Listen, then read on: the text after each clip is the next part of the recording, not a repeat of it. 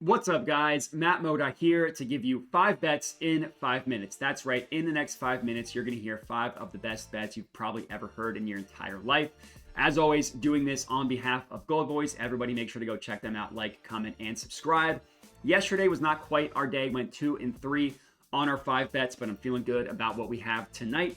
Only 2 NBA games on the schedule for tonight, but I'm going to have 5 bets for you guys to lock in. Let's get into it. Number 1, Cole Anthony. 15 plus points. This one's going to feel gross, but you cannot be a hit rate season long type of guy when looking at this play. The reason why? Franz Wagner is out. He's missed 1 game this year. Cole Anthony played just under 30 minutes in that game, and he put up 14 shots. Now, he only scored 14 points, but we love those shot attempts. And the way you target the Bucks is with Cole Anthony's scoring profile. The Bucks allow, number 1, the most points per game to point guards. The reason why? They allow the second most points per possession to pick and roll ball handlers. Cole Anthony scores the majority of his points as the main pick and roll ball handler. And when he's on the court, he has the highest frequency of play types being as the pick and roll ball handler, meaning when he's on the court, he's going to spam running pick and rolls. That's how you beat this Bucks defense.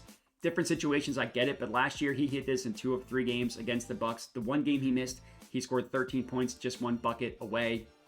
So if he's going to give us 30 minutes and 14 shot attempts tonight, I'll gladly take for him to get us to the 15-point number to cash this bad boy out. That's play number 1. Play number 2 is actually going to be a ladder climb. It's plays number 2 and 3. It's Kyrie Irving over 4.5 assists and Kyrie Irving 6+ assists. I absolutely love this ladder climb for Kyrie Irving. For those of you who do not celebrate, it's a happy Kyrie Irving versus Thunder assist day.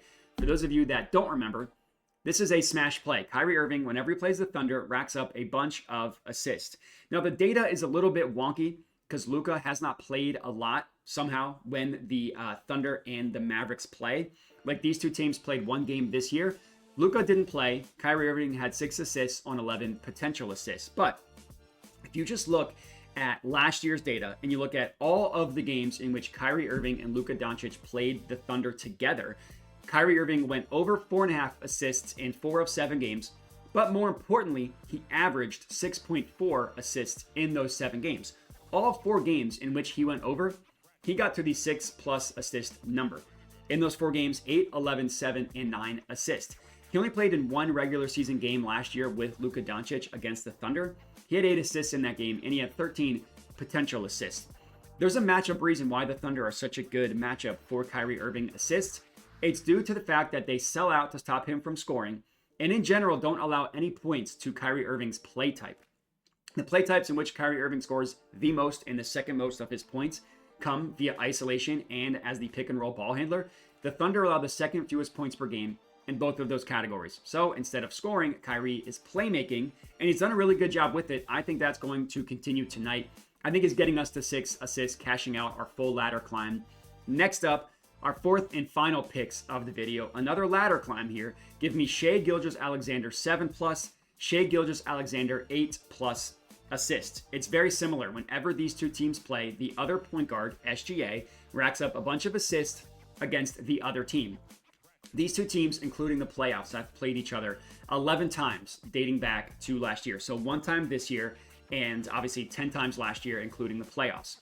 In those games, Shai Gilgeous-Alexander averaged, or he reached 13 potential assists in 9 of those 11 games.